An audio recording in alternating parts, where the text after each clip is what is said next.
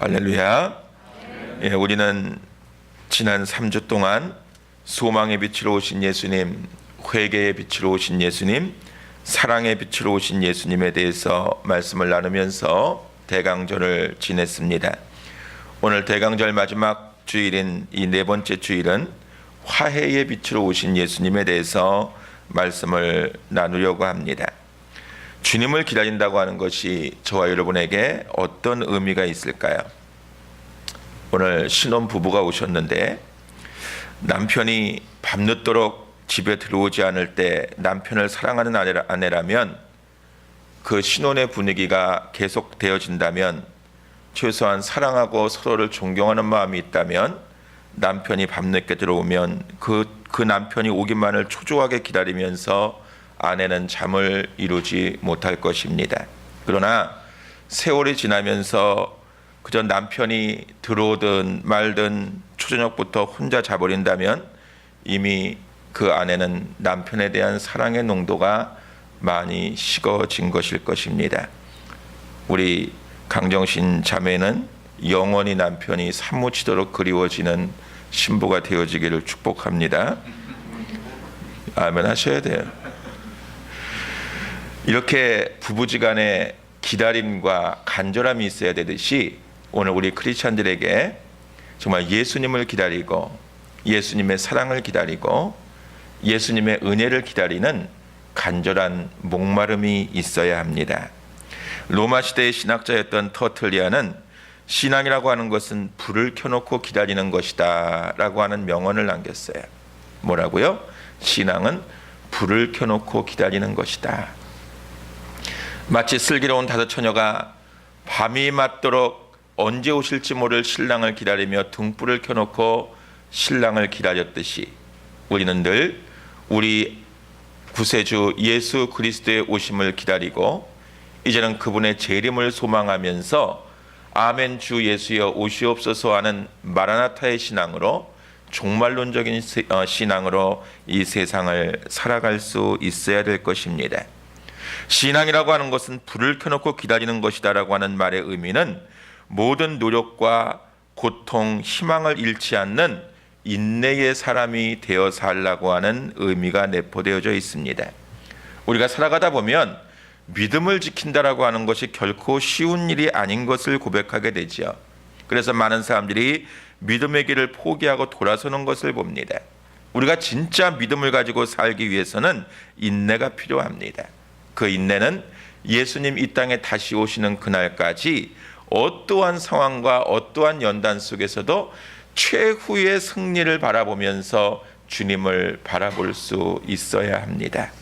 오늘 우리는 진정한 화해의 사람이 될 수 있기를 소원합니다. 하나님과 화해하고 내 가족과 화해하고 이웃들과 화해하는 은혜를 경험할 수 있게 되어지기를 바랍니다. 왜냐하면 우리 예수님이 이 땅에 오신 목적은 이 땅에 화평을 주기 위해 오셨고 이 땅에 우리 모든 인생들과 더불어서 화해하고 화목하기 위해서 오신 것입니다. 하나님과 원수될 수밖에 없었던 인생들이 예수 그리스도를 통해서 하나님과 화해하게 되었고 하나님과 화목하게 되었듯이 우리가 정말 예수 믿는 사람이라면, 우리에게 정말 믿음의 씨가 불타고 있다면 우리는 세상의 모든 사람들과 화해할 수 있어야 하고 우리의 구원자이신 하나님과 화해할 수 있는 삶을 살아갈 수 있어야 되는 것입니다. 예수님께서 우리의 마음속에 들어오실 때 우리의 막힌 담이 허물어져야 합니다. 내가 예수님을 영접하고 말씀을 들으며 아멘하고 찬양을 부르며 눈물이 나고 정말 주님을 생각하면 사무치도록 은혜가 된다면 우리에게 더 이상 막힌 담이 없어야 하고 더 이상 내 마음의 성전에 들어오는 모든 사람들을 받아들이기를 거부하는 문턱이 없어져야 되는 것입니다. 오늘 우리는 그리스도 안에서 서로 연결된 지체들입니다. 그래서 우리는 서로가 연결해서 성전이 하나님의 거룩한 성전이 되어져 가고 내 안에 이루어진 성전 속에 내 이웃들이 들어와 예배할 수 있고 경배할 수 있고 예수님을 만날 수 있는 공간을 제공해 줄 수 있어야만 그 사람을 비로소 크리스찬이라고 말할 수 있는 것입니다. 오늘 저는 여러분에게 이러한 소망의 메시지를 던지고 싶습니다. 2014년 대강절 마지막 주일을 맞이하면서 저와 여러분의 마음속에 있었던 상처, 저와 여러분의 마음속에 있었던 원한과 분노, 쓴뿌리들이 완전히 제거되어질 수 있는, 그것을 제거시킬 수 있는 믿음의 능력자로 거듭날 수 있기를 주의 이름으로 축원합니다. 잠언 29장 9절 말씀에 이런 말씀이 있어요. 지혜로운 자와 미련한 자가 다투면 지혜로운 자가 노하든지 웃든지 그 다툼은 그침이 없느니라. 무슨 말씀이냐 하면은요, 지혜로운 자와 미련한 자가 싸우면 지혜로운 자가 먼저 웃어주든지, 지혜로운 자가 먼저 사과하든지, 지혜로운 자가 끝을 내고 맺어야지, 미련한 자는 끝까지 악을 쓰고 싸우려고 들고 끝까지 달려든다는 것입니다. 삶의 화해와 다툼의 종식은 미련한 자의 몫이 아니고 지혜로운 자의 몫이라고 하는 것입니다. 저는 저와 여러분이 정말 말씀 안에서 지혜로운 자가 되어지기를 축원합니다. 미련한 자는 끝까지 싸웁니다. 죽어가면서도 싸웁니다. 죽어서도 싸웁니다. 사랑하는 여러분, 화해자가 되어지시기를 축원합니다. 지혜로운 자가 되어지기를 축복합니다. 지혜로운 자는 결코 혈기로 감정으로 살지 않습니다.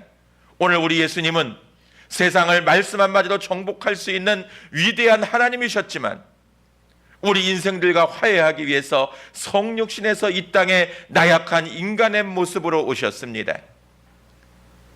천하디 천한, 나약하디 나약한 사람의 모습으로 오셔서 오늘 우리 속에 화해를 요청하시고, 오늘 우리 속에 들어와 주시고, 우리를 친구 삼아 주시고, 우리에게 구원의 복음을 전파해 주신 것입니다. 우리가 살아가면서 예수 믿고 복음 안에 산다고 하면서도 서로 오해하고 서로에 대한 이해를 하지 못해서 자꾸만 원망하게 되고 불평하게 되고 다투게 되고 틈이 가게 되고 벽을 쌓게 됩니다. 오해와 이해는 종이 한 장 차이입니다. 우리는 늘 오해하는 데는 익숙하지만 이해하는 데는 너무나 둔해져 가고 있습니다. 오늘 사랑의 빛으로 오신 예수님, 회개의 빛으로 오신 그 예수님을 저와 여러분의 마음속에 영접하면서 화해의 빛으로 오신 예수 그리스도로 인해서 관계 속에서 오는 모든 상처들을 지혜로운 자가 되어서 지혜로운 자의 입장에서 먼저 다가가고 치유해지고 화목을 청하는 귀한 인생 되어질 수 있기를 주님의 이름으로 부탁을 드립니다. 그러기 위해서는 내 마음의 문턱을 깎아내려야 합니다. 여러분의 마음의 문턱을 좀 깎아내리시기 바랍니다. 요즘 새로 짓는 집들은 문턱이 없다지요. 옛날 집들은 문턱이 상당히 높았습니다. 이제 우리가 정말 21세기를 살아가는 신앙인이라면 내 이기심, 내 독선, 내 주장, 내 삶의 경험이라고 하는 문턱을 좀 낮춰서 나보다 신앙이 여린 사람도, 나보다 세상을 좀 지혜롭지 못하게 살아가는 사람도, 나보다 가난하고 힘든 사람도, 나보다 더 아픈 사람도 나라고 하는 집안에, 나라고 하는 성전 안에 드나들기를 결코 힘들어하지 아니하는 그러한 삶을 회복할 수 있어야 되는 것입니다. 서로에 대한 오해와 앙금이 없어지면 아름다운 관계가 형성되고 화해의 역사가 일어나는 것입니다. 사랑하는 여러분, 오늘 성경 속에 나오는 마리아의 남편 요셉을 한번 생각해 보십시오. 오늘 이 하나님을 빼놓고 복음을 빼놓고 성령의 역사를 빼놓고 한 인간, 한 남자 요셉을 생각하면 얼마나 기구한 운명입니까? 얼마나 기가 막혔겠습니까? 자기와 약혼한 여인이 한 번도 동침한 적이 없는데 임신을 했습니다. 아이가 생겼습니다. 무슨 말을 해도, 무슨 이론을 갖다 대도 설득할 수 없는 상황입니다. 그런 상황 속에서 그는 의로운 사람이었다라고 성경은 말씀합니다. 그리고 19절의 말씀에 보면 마리아가 부정을 저질렀을 것이라는 생각을 하면서도 그는 그 문제를 조용히 해결하려고 마음먹었습니다. 여러분, 이것이 화해의 사람의 첫 번째 단계입니다. 분노할 수밖에 없는 상황에서, 내가 뒤집어지고 혈기가 넘쳐나고 정말 살인이라도 저지를 수밖에 없는 그러한 상황 속에서 당장 용서할 수는 없지만, 당장 해결할 수는 없지만 무엇인가 조용히 매듭 지으려고 하는 이성적인 판단, 여기에서부터 화해가 시작된다는 사실을 기억하시기를 바랍니다. 우리는 세상을 살아가면서 수없이 많은 문제를 만납니다. 그 수없이 많은 문제와 사건 속에서 그때마다 혈기 부리고 그때마다 감정이 앞서고 그때마다 이성을 제어하지 못한다면, 죄송한 표현입니다만, 개나 돼지만 못한 인생이 되어버릴 수도 있습니다. 우리가 이성을 가진 사람이라면, 예수 그리스도가 나의 구세주로 영접된, 하나님이 내 안에 들어와서 예수 그리스도가 내 안에 사는 신앙의 인격을 갖춘 사람이라면, 오늘 의로운 사람 요셉처럼 무슨 일을 만나도 하나님 앞에 기도하며 조용히 그 문제를 매듭 지으려고 하는 화해의 능력을 갖출 수 있어야 될 것입니다. 성경에 보면 요셉이 2명 나옵니다. 아주 중요한 2명의 요셉이 나오는데, 구약 시대의 족장 야곱의 아들이었던 요셉, 오늘 본문 속에 나오는 예수님의 육신의 아버지 요셉, 이 2분입니다. 이 2 요셉의 공통점이 있다면 마음이 너그러운 사람이었고 화해의 사람이었고 꿈을 꾸는 사람이었습니다. 저는 이 성탄의 계절에 여러분에게 이런 축복을 드리고 싶습니다. 구약에 나오는 요셉처럼, 신약에 나오는 요셉처럼 마음이 너그러워지는 사람, 화해의 사람, 꿈의 사람으로 저와 여러분이 좀 변화해지는 그러한 귀한 역사가 있게 되어지기를 축복합니다. 구약시대의 요셉은 꿈을 통해서 하나님이 주시는 비전을 간직한 사람이었습니다. 애굽 땅에서도 꿈을 통해서 자신의 꿈을 이루었던 사람입니다. 신약에 나오는 요셉 역시 꿈을 통해서 하나님의 계시를 받았습니다. 자기의 약혼녀가 원인도 알 수 없는 임신을 해서 분노가 일었지만 그는 꿈속에 천사의 음성을 들었습니다. 그 음성을 하나님의 말씀으로 받았습니다. 그 하나님의 계시를 받는 순간 자기의 진로를 수정했습니다. 오늘 구약의 요셉과 신약의 요셉처럼 하나님께서 저와 여러분을 화해의 사람으로 만드시고 꿈의 사람으로 만드시고 관대한 사람으로 만드셔서, 주님이 말씀하시면, 성령님이 말씀하시면 언제든지 갈 수 있고 언제든지 설 수 있고, 주님이 말씀하시면 모든 것을 포기할 수 있고, 주님이 말씀하시면 내가 하기 싫은 것도 할 수 있는 그러한 믿음의 비전어리로 설 수 있는 은혜가 있기를 주의 이름으로 축원합니다. 이 2 사람은 꿈에 순종하는 사람들이었습니다. 구약의 요셉 때문에 가뭄에 시달리던 이스라엘 민족이 구원을 받게 되었다면, 신약의 요셉 때문에 예수님이 이 땅에 오셔서 온 백성을 구원하시게 되었습니다. 요셉은 화해와 용서와 관용의 사람이었습니다. 하나님께서 구약의 요셉을 사용하시게 된 배경 속에는 무엇보다도 용서할 줄 아는 요셉의 마음을 하나님께서 보셨기 때문입니다. 창세기 38장에 보면 요셉은 양을 치고 있는 형들을 만나러 갔다가 그를 미워하는 형들에게 애굽으로 팔려가 노예 생활을 시작합니다. 친혈육에게 버림받고 돈에 팔려가서 먼 이국 땅에서 노예 생활을 하면서 얼마나 원한이 맺히고 상처가 되었을까요? 그러한 상처에도 불구하고 자기가 주어진 환경 속에서 최선을 다했던 사람, 노예의 삶을 살면서 고생스럽게 지위를 얻었지만 주인의 아내 때문에 졸지에 감옥에 갔던 사람, 그것도 불의한 일을 참지 못하고 하나님 앞에 바르게 살려고 노력하다가 주인에게 신의를 지키려고 노력하다가 감옥에 들어가는 욕을 보았던 그 성실한 사람, 그 요셉이 창세기 39장 22절 3절에 보면 전옥이 옥중 죄수를 다 요셉의 손에 맡김으로 그 재반 사물을 요셉이 처리하고 전옥은 그의 손에 맡긴 것을 무엇인지 돌아보지 아니하였으니 라고 기록하고 있습니다. 그 감옥 안에서도 그 성실함을 인정받아서 그 감옥 안에서 모든 것들을 다 처리할 수 있는 은혜를 힘입게 됩니다. 끝까지 꿈을 포기하지 않고 모든 환경 속에서 원망하지 않고 불평하지 않고 하나님께 나왔더니 옥중에서도 하나님은 그를 들어 사용하십니다. 그러나 그 옥중에서도 역시 술 맡은 관원장과 떡 맡은 관원장의 꿈을 해석해 주었는데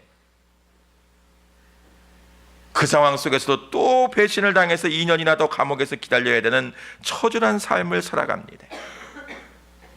형제들에게, 상사에게, 옥중에 있던 동료들에게 다 배신을 당했습니다.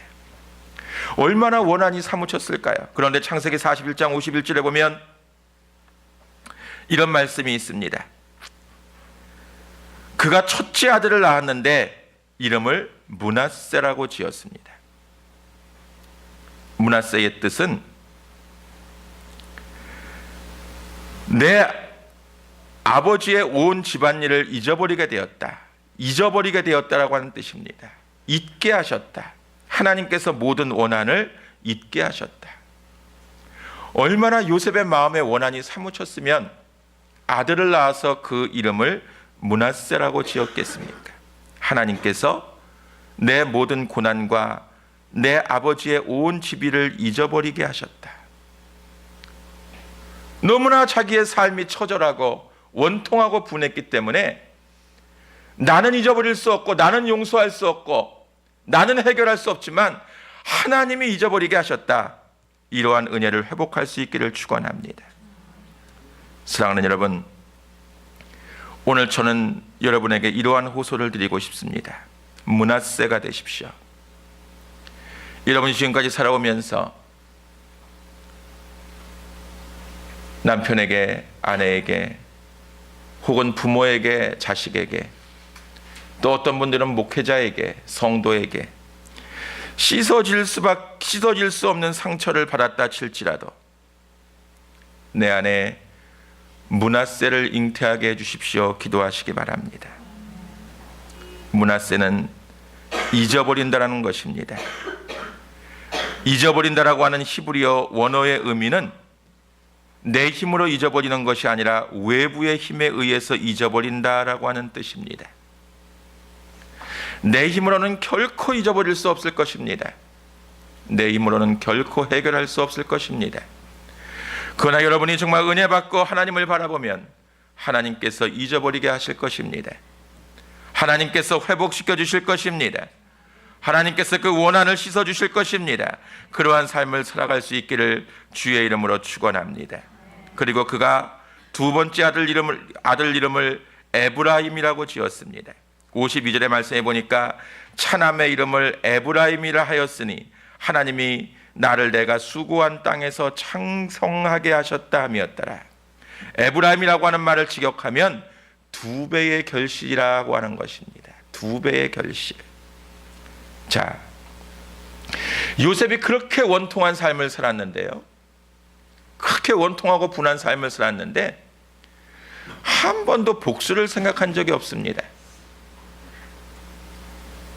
그 원한 때문에 환경과 사람의 포로가 된 적이 없습니다. 그렇게 살았더니 첫 아들 므낫세를 낳아서 하나님께서 그의 모든 원한을 잊어버리게 하셨고, 둘째 아들 에브라임을 낳아서 두 배의 축복을 더해 주시면서 그의 삶 속에 어마어마한 축복을 갑절로 허락해 주셨습니다. 할렐루야, 할렐루야. 오늘 저와 여러분의 삶 속에 므낫세를 낳고 에브라임을 낳는 축복이 임하게 되어지기를 축원합니다. 내가 므낫세 하면 에브라임의 축복을 얻게 되는 것입니다. 므낫세는 내 힘으로가 아니라 하나님이 잊어버리게 해주십니다. 므낫세하고 기도하시기 바랍니다. 하나님께서 여러분의 원한과 여러분의 아픔과 여러분의 상처를 잊어버리게 해 주실 것입니다. 그렇게 되면 에브라임의 복을 주십니다. 므낫세 할 수 있는 사람만이 에브라임의 복을 얻습니다. 에브라임의 복을 얻으면 여러분의 창고가 차고 넘치고 여러분의 자녀가 번성하고 우리 교회가 부흥하고 우리가 기도하는 모든 일들이 갑절로 하나님 앞에 열매 맺는 축복이 임하게 될 것입니다. 사랑하는 여러분, 요셉이 애굽의 총리가 되어서 형들을 만났을 때의 장면을 기억하시죠? 창세기 45장 5절에 보면 당신들이 나를 이곳에 팔았으므로 근심하지 마소서, 한탄하지 마소서. 하나님의 생명을 구원하시려고 나를 당신들 앞서 보내셨나이다. 제가 언제 한번 고백했죠? 성경 66권의 말씀 중에서 제가 가장 사모하는 말씀입니다. 저는 정말 제가 좀 이렇게 되어지기를 소원합니다. 목사이기 전에 예수 그리스도를 인격적으로 영접한 한 명의 그리스도인으로서 모든 환경 속에서 원망하지 않고 하나님의 섭리를 바라볼 수 있는 하나님 기뻐하시는 성도로 살아가고 싶습니다. 이 말씀이 저와 여러분의 2014년 성탄을 맞이하는 신앙의 고백이 되어질 수 있기를 축복합니다.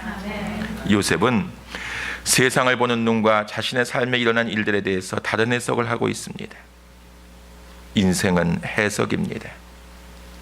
우리 한번 따라합시다. 인생은 해석이다. 인생은 어떻게 해석하느냐에 따라서 내가 행복해질 수도 있고 불행해질 수도 있습니다.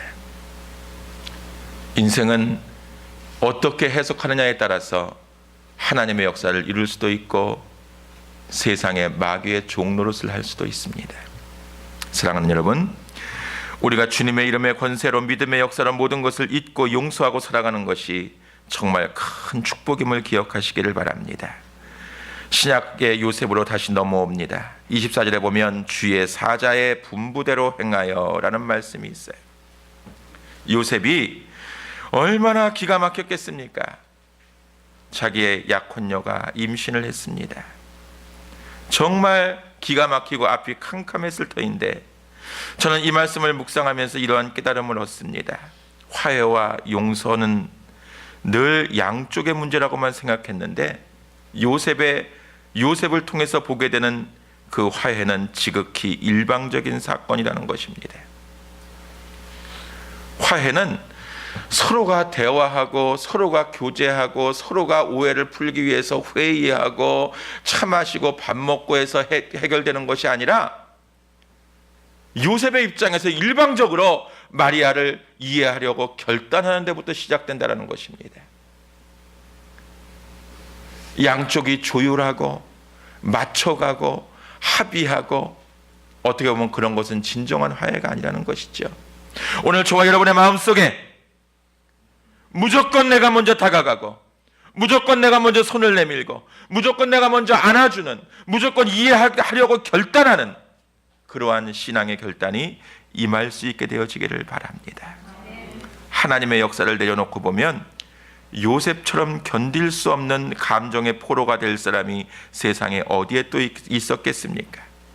자기가 정혼한 여인이 잉태했습니다. 그런데 오늘 본문 18절에 보니까 그의 어머니 마리아가 요셉과 약혼하고 동거하기 전에 성령으로 잉태된 것이 나타났더니, 아마 추측하건대 배가 불러서 정혼자인 요셉이 비로소 자기 약혼녀가 임신한 것을 알게 된 것 같습니다. 그 절망적이고 기가 막힌 상황 속에서 요셉은 의로운 사람이었다.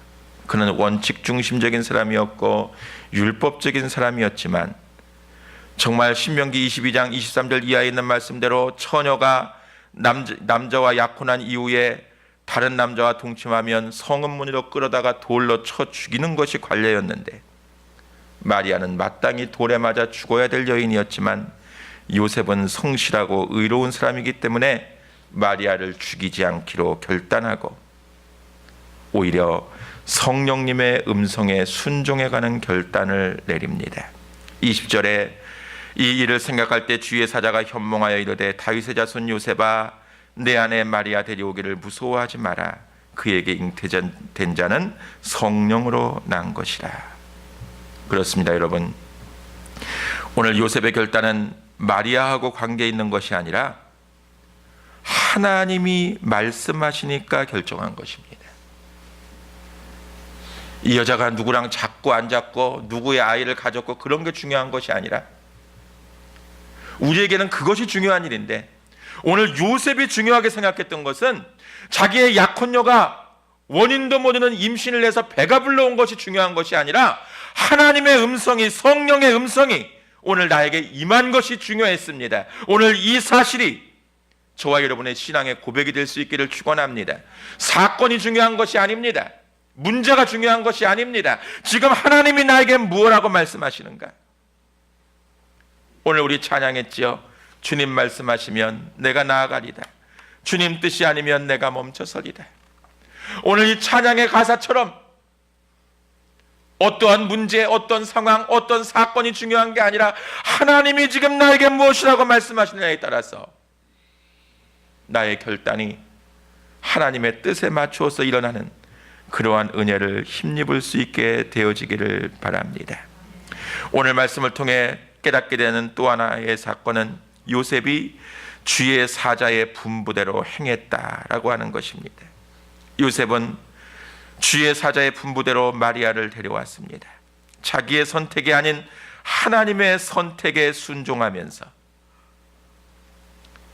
한 남자로서는 감당할 수 없는 일이었지만 성령님의 말씀에 의지하고 성령님의 말씀에 순종하면서 그 마리아를 데려오기로 결단한 것입니다.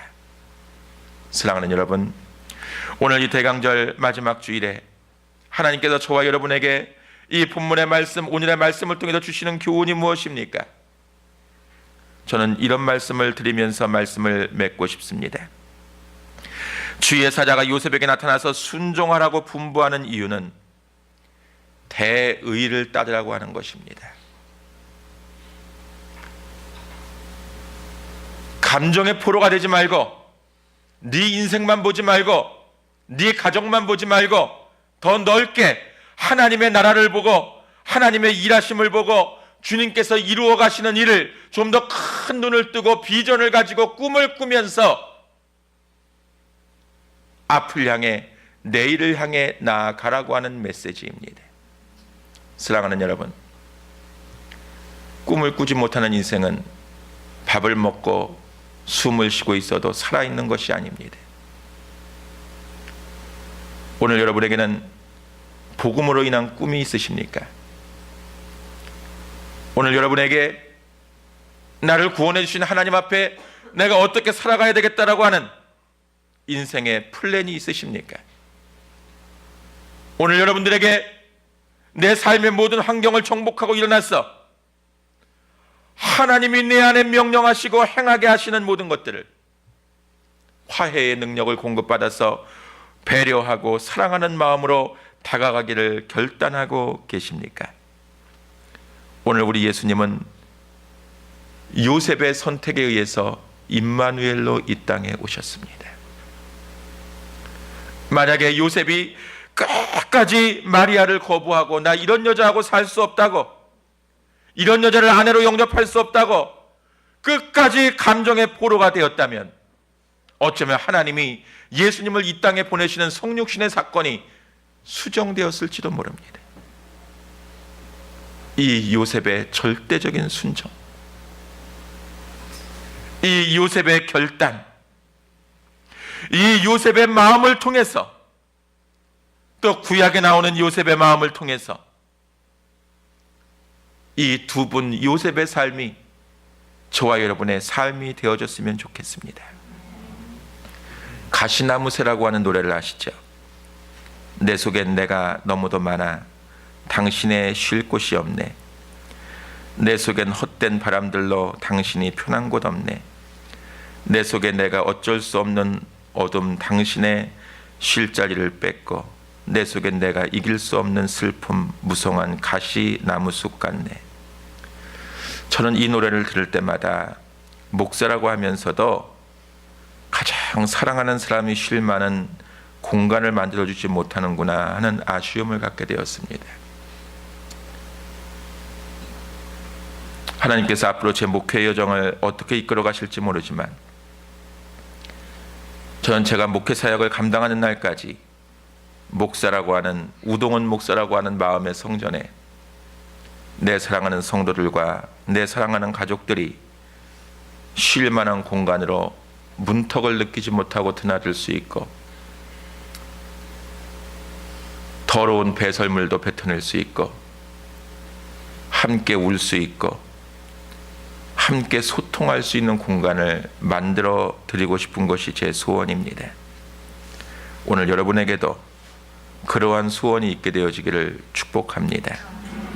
크리스마스가 되면 많은 연극들이 있는데, 빈방이 있어요라고 하는 연극이 교회마다 교인 숫자들이 꽤 되는 교회들은 한 번씩 해본 경험들이 있을 것입니다. 어떤 순진한 어린아이가 불쌍한 마리아와 요셉을 보고 차마 빈방이 없다는 말을 하지 못했던 감격적인 장면이 나옵니다. 비행기를 타고 여행할 때 우리는 표가 없어서 비행기를 탈 수 없다는 말을 종종 듣습니다. 그런데 여러분 아십니까? 아무리 자리가 없어서 내가 탈 자리는 없지만 VIP가 탈 자리는 남겨져 있습니다. 비행기가 아무리 만석이라도 갑자기 이번에 조연아 부사장 대한항공 사건 아시죠? 회사의 오너나 나라의 중요한 인물이나 아니면 돈이 많은 권력자나 그런 사람들을 위해서 VIP용으로 자리를 몇 개씩 남겨둡니다. 오늘 이 말씀을 왜 드리냐면, 아무리 내가 살아가는 것이 힘들고 물질과 환경과 사람 때문에 내 마음의 공간이 없다 할지라도 예수님을 위한 자리만큼은 비워두셔야 합니다. 성탄의 주인공이신 예수님이 저와 여러분의 마음에 오셔서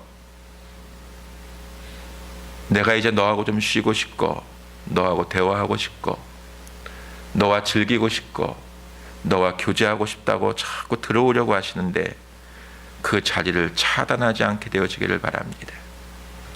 아무리 힘들어도 예수님을 위한 자리는, 아무리 내 속에 복잡한 것이 많아도 예수님을 위한 공간은 비워둘 수 있는 믿음의 삶을 살아갈 수 있기를 주의 이름으로 축원을 드립니다.